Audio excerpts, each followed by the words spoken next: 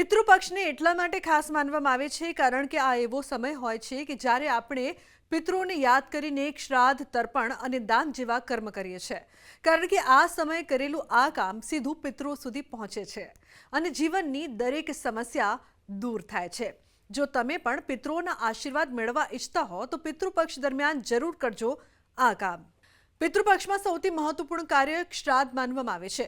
આમાં પિતૃઓ માટે તર્પણ અને પિંડદાન કરવામાં આવે છે. એવું કહેવાય છે કે જે વ્યક્તિ ભક્તિ અને સાચા હૃદયથી પિંડદાન કરે છે તેના પૂર્વજો ખુશ થાય છે અને પરિવારનું રક્ષણ કરે છે. તર્પણ દ્વારા પિતૃઓને પાણી અને ભોજન અર્પણ કરવામાં આવે છે, જેનાથી તેમની આત્માને શાંતિ મળે છે. દાન હંમેશા પુણ્ય કાર્ય માનવામાં આવે છે, પરંતુ પિતૃપક્ષમાં તેનું મહત્વ વધુ વધી જાય છે. આ સમય દરમિયાન જરૂરિયાતમંદોને અન્ન, વસ્ત્ર, અન્ન અથવા અન્ય વસ્તુઓનું દાન કરવું ખૂબ જ શુભ માનવામાં આવે છે. એવું માનવામાં આવે છે કે પિતૃઓની સંતોષની સાથે ભગવાન પણ દાનથી પ્રસન્ન થાય છે અને જીવનમાં આશીર્વાદ વધે છે. વ્રત રાખવું. શ્રાદ્ધ તિથિ પર ઉપવાસ કરવો એ પિતૃઓને પ્રસન્ન કરવાનો એક ખાસ માર્ગ છે. ઉપવાસ રાખવાથી વ્યક્તિનો આત્મા પણ શુદ્ધ થાય છે અને મનમાં સકારાત્મક ઉર્જા આવે છે. જ્યારે પૂર્વજો ખુશ હોય છે ત્યારે તેઓ બધા દુઃખ અને અવરોધો દૂર કરે છે. પંચબલી કર્મ. પંચબલી એટલે 5 જીવોને ભોજન આપવું. ગાય, કૂતરો, કાગડો, કીડી અને માછલી. આ કાર્ય ખૂબ જ શુભ માનવામાં આવે છે. એવું માનવામાં આવે છે કે આ જીવોને આપવામાં આવેલું ભોજન પૂર્વજો સુધી પહોંચે છે. આ કાર્ય ઘરમાં શાંતિ, સુખ અને સમૃદ્ધિ જાળવી રાખે છે. દીવો પ્રગટાવો. પિતૃપક્ષ દરમિયાન ઘરની દક્ષિણ દિશામાં દીવો પ્રગટાવવો ખૂબ જ શુભ માનવામાં આવે છે, કારણ કે દક્ષિણ દિશાને પૂર્વજોની દિશા કહેવામાં આવે છે. આ દિશામાં દીવો પ્રગટાવવાથી પૂર્વજોના આશીર્વાદ રહે છે અને ઘરમાં નકારાત્મકતાનો અંત આવે છે. જો તમે ઈચ્છો તો તમે 4 મુખવાળો દીવો પણ પ્રગટાવી શકો છો. પીપળાના ઝાડ નીચે દીવો. પીપળાના ઝાડને ખૂબ જ પવિત્ર માનવામાં આવે છે. એવું માનવામાં આવે છે કે તેમાં પૂર્વજોનો વાસ હોય છે.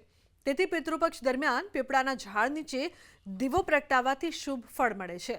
આમ કરવાથી પૂર્વજો ખુશ થાય છે અને પરિવારને પ્રગતિ અને સુખ શાંતિનો આશીર્વાદ આપે છે. તર્પણ.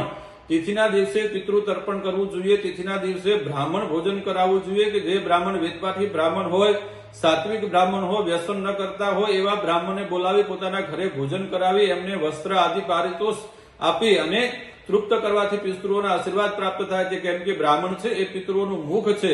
બ્રાહ્મણને જમાડવાથી, ભોજન કરાવવાથી પિતૃ તૃપ્ત થાય છે અને આશીર્વાદ પ્રાપ્ત થાય છે. એનાથી આગળ વાત કરીએ તો પિતૃઓને ઉદ્દેશીને ગોગ્રાસ એટલે કે ગાયને યથાશક્તિ ઘાસ ખવડાવવું જોઈએ. શ્વાનગ્રાસ એટલે કે કૂતરાને રોટલો, રોટલી વગેરે ખવડાવવું જોઈએ અને વાયસ એટલે કે કાગડાને ખીર પૂરીનું ભોજન કરવાથી પિતૃઓ તૃપ્ત થાય છે. જે સંતાનો આ રીતે કન્યા રાશિના સૂર્યમાં પિતૃઓને ઉદ્દેશીને શ્રાદ્ધાદિક ક્રિયા કરે છે તો એમને પિતૃઓના આશીર્વાદ પ્રાપ્ત થાય છે અને તૃપ્ત થયેલા પિતૃઓ આયુ, પ્રજા, જન્મ, વિદ્યામ, સ્વર્ગ, મોક્ષમ, સુખાનિચ પ્રયચ્છન્તિ તથા રાજ્યમ પિતર શ્રાદ્ધ તર્પિતા.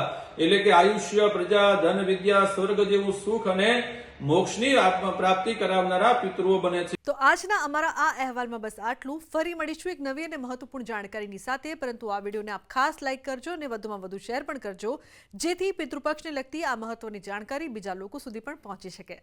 નમસ્કાર.